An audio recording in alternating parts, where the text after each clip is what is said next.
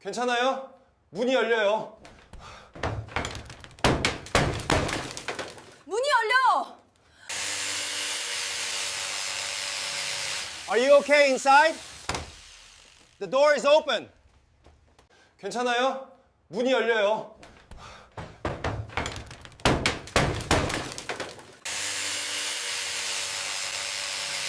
Are you okay inside?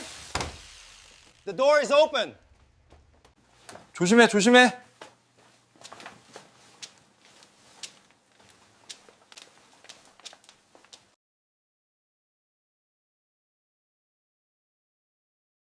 안에 계신 분, 정신 차리세요. 119입니다. 구급대원이 문을 두드리며 소리쳤지만 역시나 아무런 대답이 없었습니다. 상황이 위급합니다. 문을 강제로 개방해야겠습니다. 어머님, 잠시 뒤로 물러나 계십시오. 구조대원의 단호한 말에 저는 뒷걸음질 쳤습니다. 이미 이웃 몇몇이 무슨 일이냐며 복도로 고개를 내밀고 있었습니다. 저는 그들의 시선을 애써 외면했습니다. 지금은 창피함을 느낄 겨를도 없었습니다. 구조대원은 능숙하게 공구 가방에서 육중한 장비를 꺼내 들었습니다. 쇠와 쇠가 부딪히는 날카로운 소리가 울려 퍼지고 문고리 주변에서 불꽃이 튀었습니다. 제 심장도 그 소리에 맞춰 터질 듯이 뛰었습니다. 쿵, 쿵 몇 번의 충격이 가해진 후 마침내 철컥 하는 소리와 함께 잠금 장치가 부서졌습니다. 구조대원이 문을 활짝 열어젖히는 순간 뜨거운 김이 폭포수처럼 쏟아져 나왔습니다. 시야를 가리는 김 속에서 구급대원들이 소리치며 안으로 뛰어 들어갔습니다. 저도 그들을 따라 안으로 들어가려 했지만 한 대원이 제 앞을 막아섰습니다. 어머님, 잠시만 밖에서 기다려 주십시오.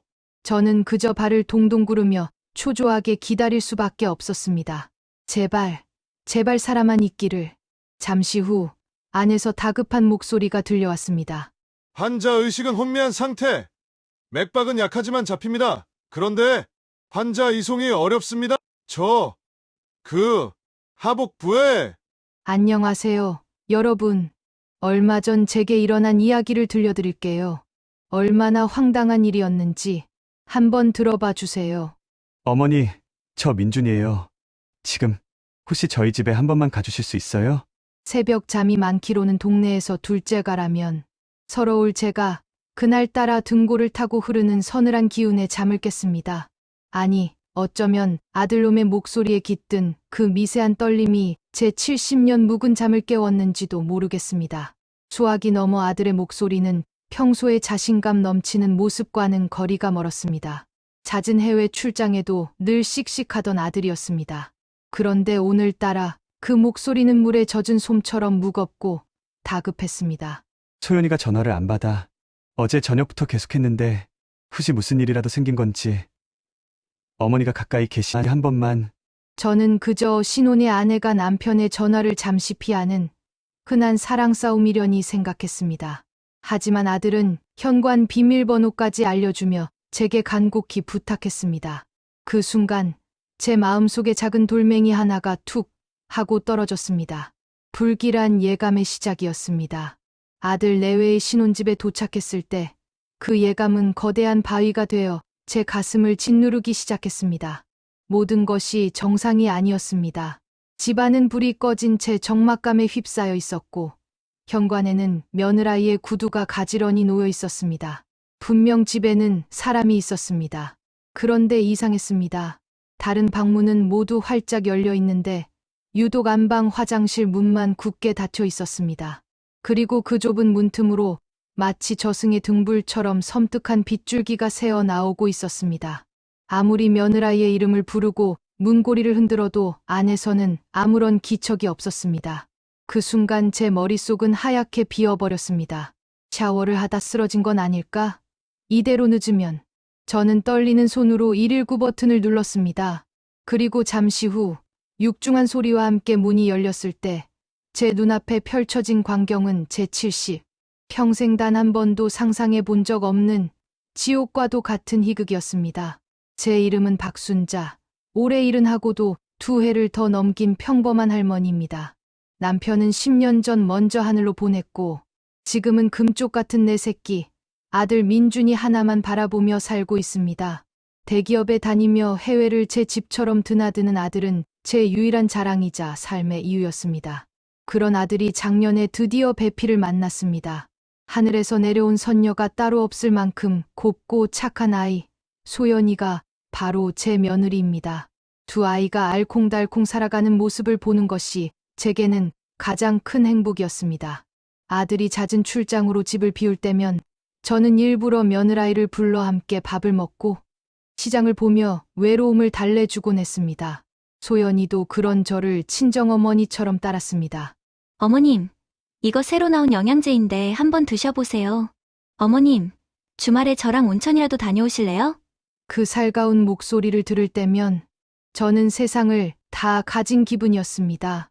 사건이 있던 그날도 아들은 열흘간의 유럽 출장을 떠난 지 닷새째 되는 날이었습니다.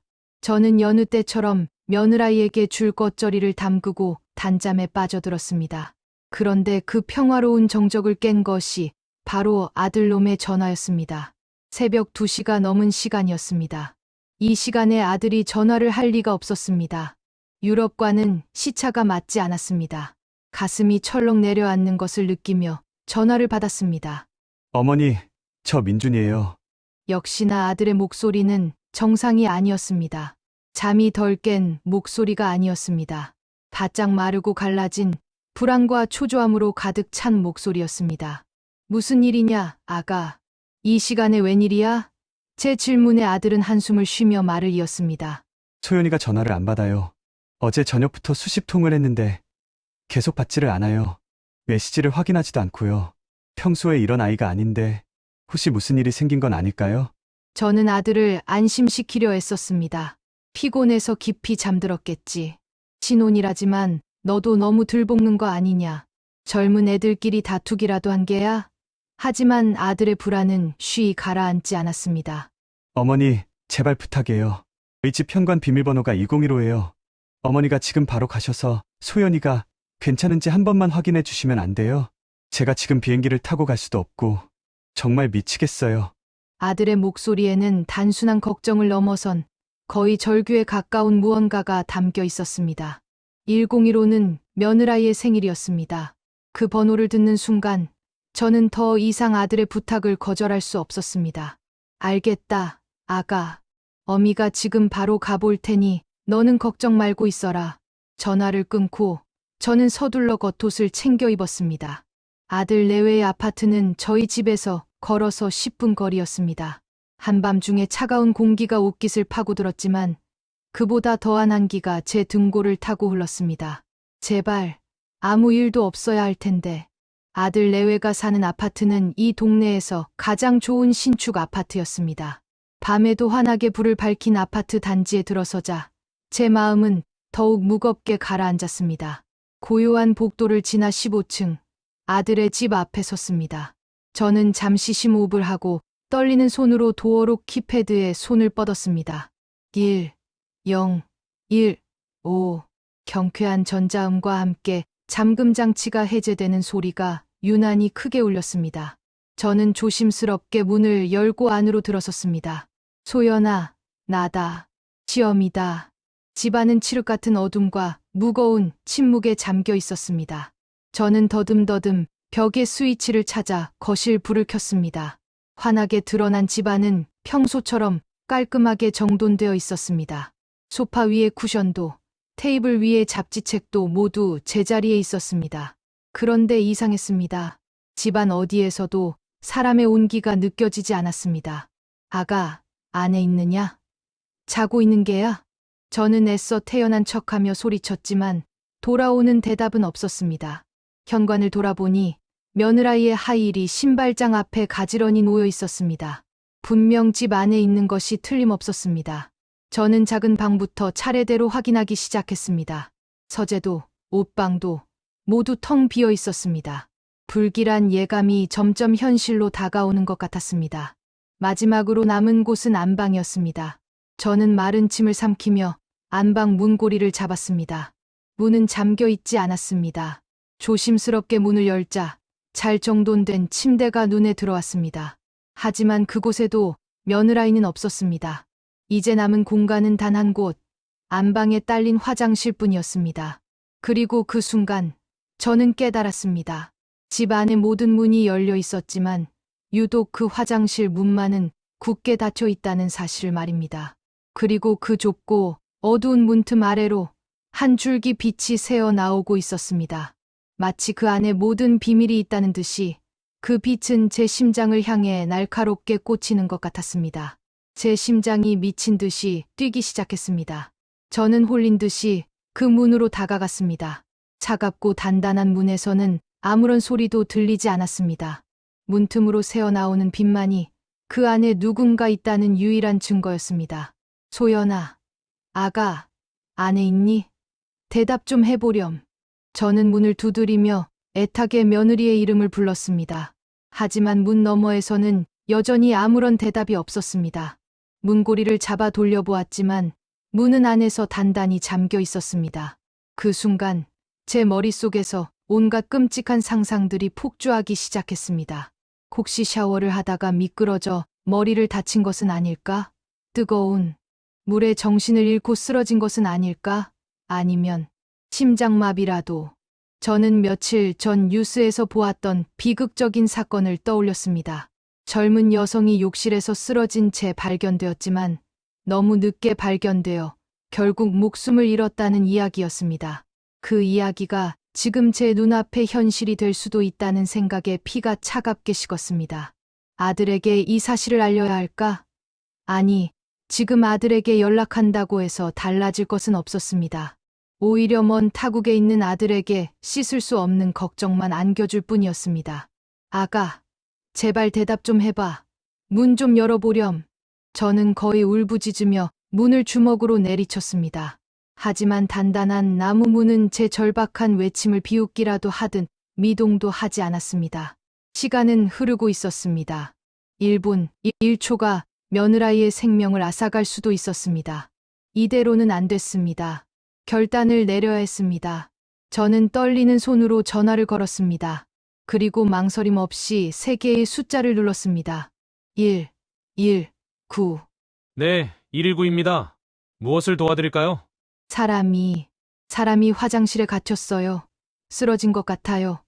빨리 좀 와주세요. 제 목소리는 이미 반쯤 울음이 섞여 있었습니다. 저는 아파트 주소를 다급하게 외쳤고 수화기 너머에서는 침착한 목소리로 지금 바로 출동하겠습니다. 문 앞에서 기다려 주십시오. 라는 대답이 들려왔습니다. 전화를 끊고 저는 굳게 닫힌 화장실 문 앞에 주저앉았습니다. 제발 사람만 있어다오. 아가, 제발. 시간이 연겁처럼 길게 느껴졌습니다. 굳게 닫힌 문과 그 아래로 새어나오는 빛을 번갈아 보며 저는 타들어 가는 속을 애써 진정시켰습니다. 얼마나 지났을까? 아파트 단지 아래에서 희미하게 사이렌 소리가 들려오기 시작했습니다. 그 소리는 점점 더 가까워졌고 마침내 저희 집 현관문 앞에서 멈췄습니다. 119에서 나왔습니다. 안에 계십니까? 저는 비틀거리며 일어나 현관문을 열었습니다. 붉은 제복을 입은 2명의 구급대원과 육중한 장비를 든 구조대원 1명이 서 있었습니다. 그들의 얼굴을 보자 긴장이 풀리면서 다리가 후들거렸습니다. 저 아닙니다. 며느리가 화장실에서 쓰러진 것 같아요. 제 말을 들은 대원들의 얼굴이 심각하게 굳어졌습니다. 그들은 신속하게 안으로 들어와 화장실 문 앞으로 향했습니다. 안에 계신 분, 정신 차리세요. 119입니다. 문을 두드리며 소리쳤지만 역시나 아무런 대답이 없었습니다. 상황이 위급합니다. 문을 강제로 개방해야겠습니다. 어머님, 잠시 뒤로 물러나 계십시오. 구조대원의 단호한 말에 저는 뒷걸음질 쳤습니다. 이미 이웃 몇몇이 무슨 일이냐며 복도로 고개를 내밀고 있었습니다. 저는 그들의 시선을 애써 외면했습니다. 지금은 남의 시선을 느낄 겨를도 없었습니다. 구조대원은 능숙하게 공구 가방에서 육중한 장비를 꺼내 들었습니다. 쇠와 쇠가 부딪히는 날카로운 소리가 울려 퍼지고 문고리 주변에서 불꽃이 튀었습니다. 제 심장도 그 소리에 맞춰 터질 듯이 뛰었습니다. 쿵, 쿵. 몇 번의 충격이 가해진 후 마침내 철컥 하는 소리와 함께 잠금 장치가 부서졌습니다. 구조대원이 문을 활짝 열어젖히는 순간 뜨거운 김이 폭포수처럼 쏟아져 나왔습니다. 시야를 가리는 김 속에서 구급대원들이 소리치며 안으로 뛰어 들어갔습니다. 저도 그들을 따라 안으로 들어가려 했지만 한 대원이 제 앞을 막아섰습니다. 어머님, 잠시만 밖에서 기다려 주십시오. 저는 그저 발을 동동 구르며 초조하게 기다릴 수밖에 없었습니다. 제발 사람만 있기를. 잠시 후 안에서 다급한 목소리가 들려왔습니다. 환자 의식은 혼미한 상태. 맥박은 약하지만 잡힙니다. 그런데 환자 이송이 어렵습니다. 하복부에. 그 다급하고 당황한 목소리에 제 심장은 바닥까지 떨어지는 것 같았습니다. 대체 안에서 무슨 일이 벌어지고 있는 것인지 저는 더 이상 참지 못하고 대원의 팔을 뿌리치고 안으로 뛰어 들어갔습니다. 화장실 안은 뜨거운 수증기와 거품, 그리고 뭐라 형언할 수 없는 민망한 기운으로 가득 차 있었습니다. 구급대원 2명이 욕조 안에 반쯤 몸을 담근 채 나체의 며느리를 일으켜 세우려 안간힘을 쓰고 있었습니다. 며느라이의 얼굴은 고통과 수치심으로 일그러져 있었고 의식은 거의 없는 듯 보였습니다. 어머님, 나오십시오. 위험합니다. 한 대원이 저를 막아섰지만 저는 이미 보고 말았습니다. 며느라이의 하반신, 그 은밀한 부위에서부터 길게 삐져나온 녹색의 무언가를 말입니다. 그것은 호박 두께만한 오이, 틀림없는 오이였습니다. 그것도 아주 크고 단단한.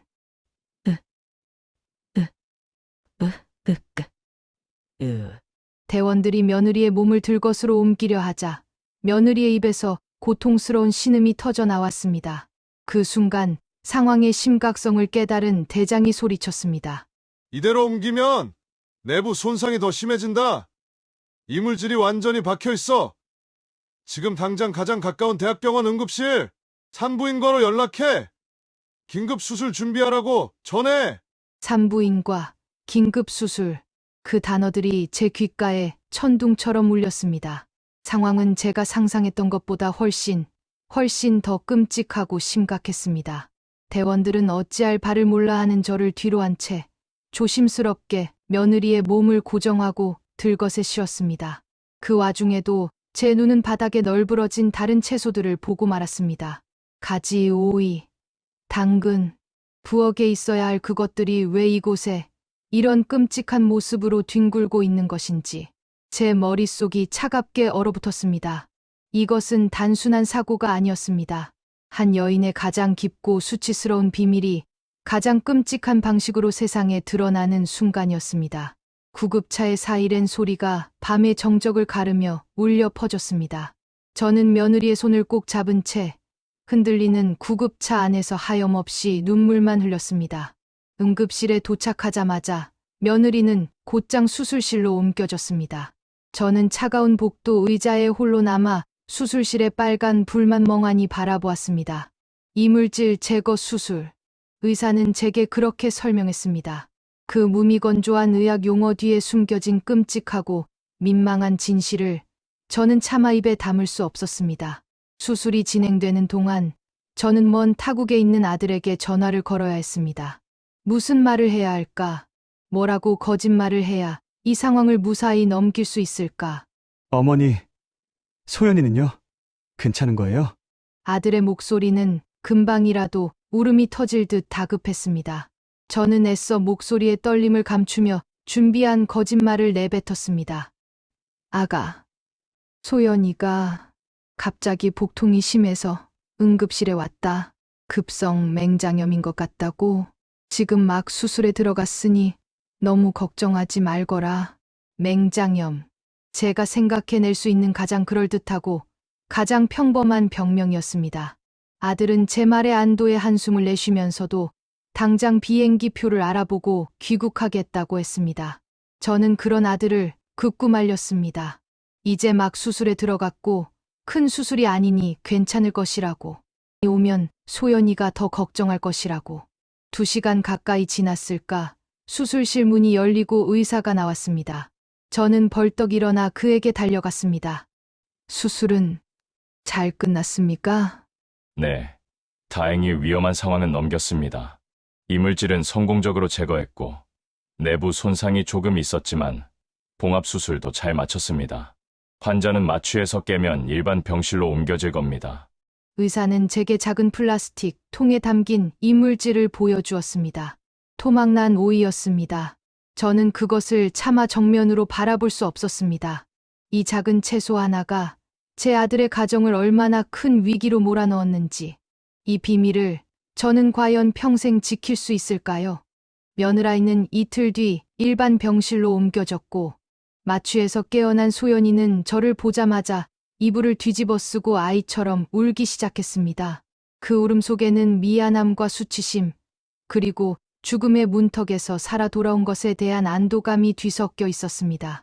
저는 아무 말 없이 그저 며느라이의 등을 토닥여 주었습니다. 아들 민준이는 결국 예정보다 사흘 먼저 귀국했습니다. 병실에 달려온 아들은 헬쑥해진 아내의 모습을 보고 눈시울을 붉혔습니다. 여보, 괜찮아. 내가 있는데 얼마나 아팠어. 라며 아내의 손을 잡는 아들의 모습을 보며 저는 가슴 한쪽이 아려왔습니다. 저 착하고 순한 내 아들이 이 끔찍한 진실을 알게 된다면 과연 감당할 수 있을까? 저는 의사에게 들은 듯이 아들에게 급성 맹장염과 유사한 염증으로 인한 긴급 수술이었다고 다시 한번 거짓말을 했습니다. 며느리 역시 제 거짓말에 필사적으로 맞장구를 쳤습니다. 우리의 침묵의 동맹은 그렇게 시작되었습니다. 며칠 후 며느리는 무사히 퇴원했습니다. 퇴원하던 날 며느리는 제 손을 잡고 깊이 고개를 숙였습니다. 어머님, 평생 이 은혜 잊지 않겠습니다. 그 말의 무게를 저와 며느리 단 두 사람만이 알고 있었습니다. 그날 이후 아들은 정말로 해외 출장이 없는 국내 부서로 발령을 받았습니다. 아내의 수술이 그에게는 큰 충격이었던 모양입니다. 모든 것이 폭풍전의 고요처럼 평온을 되찾은 듯 보였습니다. 하지만 제 마음속에는 언제 터질지 모르는 시한폭탄을 안고 사는 듯한 불안감이 늘 자리하고 있었습니다. 그리고 저는 이 불안의 근원을 완전히 제거해야겠다고 결심했습니다. 그 일이 있고 한 달이 지났습니다. 며느리의 몸도 완전히 회복되었고 아들도 새로운 부서에 완벽히 적응했습니다. 저는 오늘 그 두 사람을 저희 집으로 초대했습니다. 며느리의 완쾌와 아들의 새로운 시작을 축하하기 위한 저녁 식사 자리였습니다. 저는 평소보다 더욱 정성껏 음식을 준비했습니다. 아들이 좋아하는 갈비찜과 며느리가 좋아하는 잡채, 그리고 특별한 3가지 반찬을 더했습니다. 아삭하게 무친 오이무침, 새콤하게 익은 당근김치, 그리고 짭조름하게 조린 가지조림. 저녁상이 차려지고 아들 내외가 식탁에 앉았습니다. 아들은 진수성찬이라며 감탄했지만 며느리는 상 위에 놓인 3가지 채소, 반찬을 보는 순간 얼굴이 하얗게 굳어버렸습니다. 그 아이의 눈동자가 파르르 떨리는 것을 저는 똑똑히 보았습니다. 식사가 끝나고 아들이 거실에서 과일을 깎는 동안 며느리는 설거지를 돕겠다며 저를 따라 부엌으로 들어왔습니다. 바로 그때였습니다. 저는 싱크대 앞에서 그릇을 닦는 며느리의 등 뒤로 다가가 아주 작은 목소리로 속삭였습니다. 아가. 며느리의 어깨가 움찔하며 굳어졌습니다. 저는 그 아이의 귓가에 입을 더 가까이 가져다 대고 차갑고 단호한 목소리로 말했습니다. 앞으로는 가지, 오이, 당근을 다른 용도로는 이용하지 말거라. 너와 내 남편을 위해서 말이다. 며느리가 숨을 헙 하고 들이마시는 소리가 들렸습니다. 저는 말을 이었습니다. 민준이는 그저 내가 뜨거운 물 안에 너무 오래 있어서 기절한 것으로만 알고 있단다. 이 어미의 마지막 배려이니 앞으로는 2번 다시 나를 시험에 들게 하지 말거라. 제 말이 끝나자 며느리는 들고 있던 접시를 놓치고 말았습니다.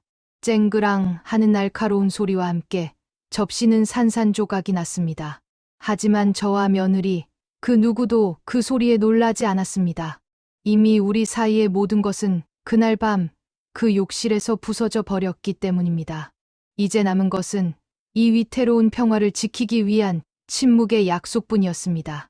저는 아무 일 없었다는 듯 며느리의 어깨를 두드리며 조용히 부엌을 나왔습니다. 이제 모든 것은 제자리로 돌아갈 것입니다.